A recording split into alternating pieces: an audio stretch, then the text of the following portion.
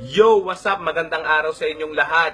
Para sa lahat ng mga nakikiuso sa Sheshe Challenge na yan, alam nyo ba na ang salitang She ay hango sa salitang Griego na Satanasius na ang ibig sabihin ay pagsamba sa demonyo?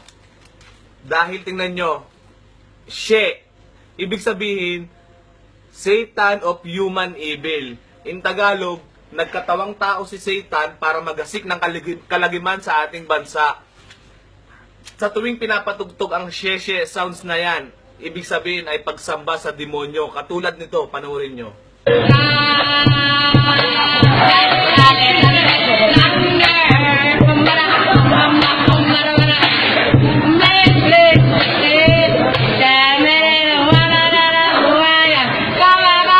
Ngayong napanood nyo na, naniniwala na ba kayo sa akin na ang kantang She She ay isang ritual ng mga demonyo?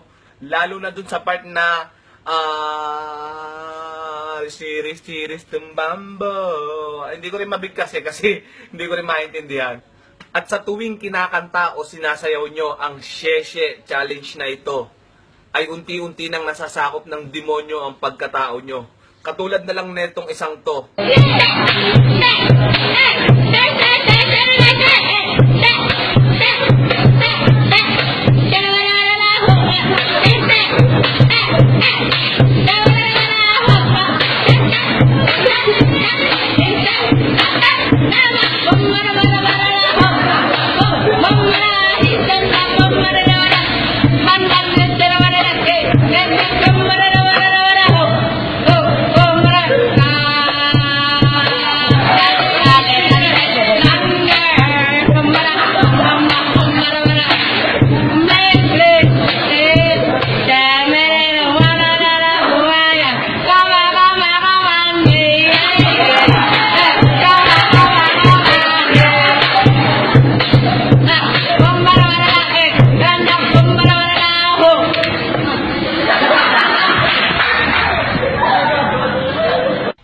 Dahil nga ba sa Sheshe dance na yan kung bakit siya naging?